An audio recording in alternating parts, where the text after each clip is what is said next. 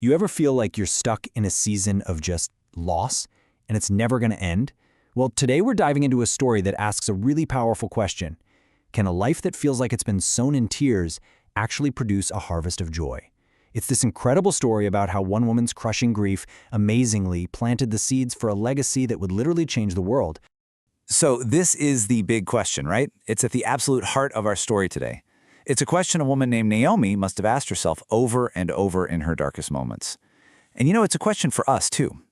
Could our deepest pains somehow be a strange, unlikely preparation for a future we can't even begin to imagine?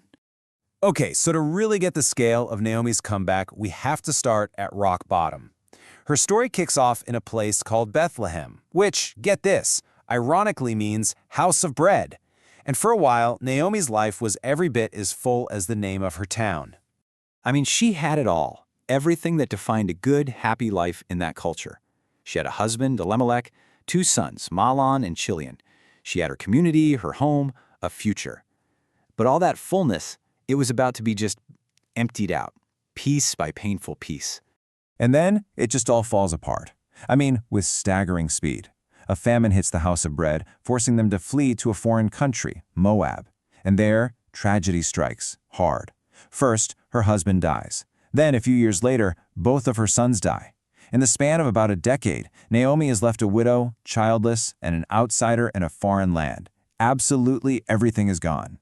So, with nothing left for her in Moab, Naomi decides to go back home to Bethlehem. But listen, this is no happy homecoming, not even close. She's returning with empty hands and a shattered heart.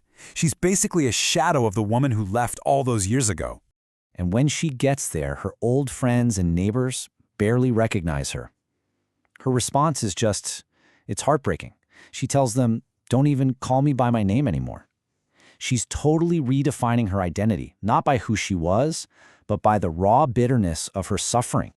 This name change says it all, Her actual name, Naomi, it means present, but she demands they call her Mara, which means bitter. This is way more than a nickname. It's a statement. It's her telling the world, I went out full, and I have come home completely empty. But, and this is a huge but, in the middle of all this crushing darkness, there's one tiny flicker of light.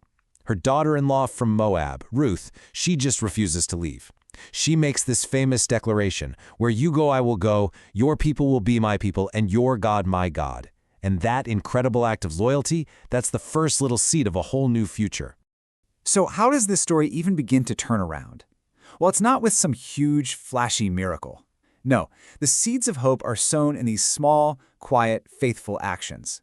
It all starts with simple obedience. After just sitting in her grief, something finally shifts inside Naomi. She goes from this place of passive despair to active wisdom. She sees a little sliver of an opportunity, a possible path forward, and she starts to guide Ruth. This is the first real sign of the old Naomi, the pleasant one, starting to reemerge.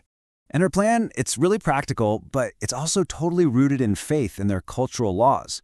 She tells Ruth, okay, first, go to the fields of our relative, a guy named Boaz, and gather leftover grain so we can eat. Second, work hard. And third, eventually, you're going to follow a very specific custom to ask him for protection. Every single one of these steps was a quiet act of faith. Now, this whole plan hangs on a really important idea in Hebrew culture. It's a concept that would end up being the absolute key to their survival and their entire future. It's this idea of the kinsman redeemer. So what on earth is a kinsman redeemer?